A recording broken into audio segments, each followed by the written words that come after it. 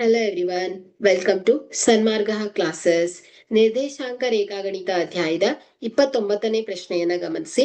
ಕೆಳಗಿನ ಬಿಂದುಗಳ ನಿರ್ದೇಶಾಂಕಗಳನ್ನ ಬರೆಯಿರಿ. ಸೊ ಎಕ್ಸ್ ನಿರ್ದೇಶಾಂಕ 5 ಆಗಿರುವ ಎಕ್ಸ್ ಅಕ್ಷದ ಮೇಲಿರುವಂತಹ ಬಿಂದು. ಬಿ ವಾಯ್ ನಿರ್ದೇಶಾಂಕ 2 ಆಗಿರುವ ವಾಯ್ ಅಕ್ಷದ ಮೇಲಿರುವಂತಹ ಬಿಂದು. ಸೊ ಇಲ್ಲಿ ಎಕ್ಸ್ ನಿರ್ದೇಶಾಂಕ 5 ಆಗಿದೆ ಅಂತ ಅಂದ್ರೆ ವಾಯ್ ಅಕ್ಷ ಏನಾಗುತ್ತೆ 0 ಆಗ್ಬಿಡತ್ತೆ. ಸೊ ಈ ಬಿಂದು ಏನಿರುತ್ತೆ ಎಕ್ಸ್ ಅಕ್ಷದ ಮೇಲೆ ಇರುತ್ತೆ.